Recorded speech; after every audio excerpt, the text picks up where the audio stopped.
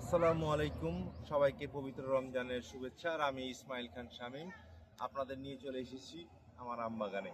আজকে যে বিষয়টি নিয়ে আপনাদের সামনে কথা বলবো সেটি হচ্ছে বৃষ্টি হলে আমের মুকুল যে এই যে অবস্থায় আছেন দেখতে পাচ্ছেন যে ফুটন্ত অবস্থায় আমের মুকুল থাকলে তো বৃষ্টি হয়ে গেলে কি পরিচর্যা নিতে হবে সে বিষয়টি আজকে আপনাদের সামনে তুলে ধরবো।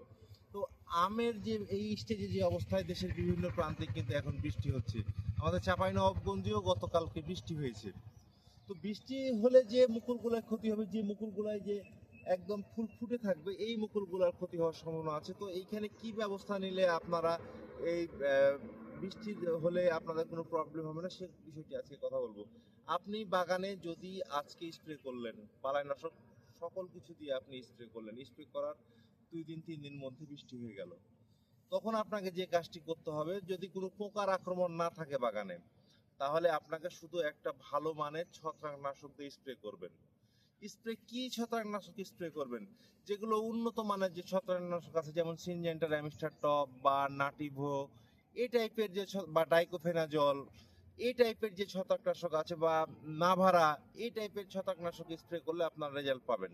তো এখানে আরেকটি কি ব্যবস্থা নিলে ভালো রেজাল্ট পাবেন সবচেয়ে, সেটা হচ্ছে সবচেয়ে ভালো রেজাল্ট পাওয়ার জন্য আপনি দিবেন সিনজেন্টার অ্যামিস্টার টপ বা ওয়াটর নাভারা এই গোত্রীয় যে ছত্রাকনাশকগুলো, এগুলো হচ্ছে প্রতি লিটার পানির জন্য 1 মিলি হারে যদি আপনারা স্প্রে করেন, আজকে বৃষ্টি হলো কালকে সকালে স্প্রে করে দিলেন, দেখবেন যে আর মুকুলের ক্ষতি হবে না বা মুকুল পচন রোগে আক্রান্ত হবে না, তাহলে ভালো গুটি সেট হবে। তো আপনাদেরকে একটা টিপস বললাম। আর যদি পোকার আক্রমণ থাকে, মিচ পোকা বা হপার পোকা অন্যান্য পোকার যদি আক্রমণ থাকে, তাদের সাথে যে বালাইনাশকগুলো আছে ওগুলো আপনি যোগ করে দিতে পারেন।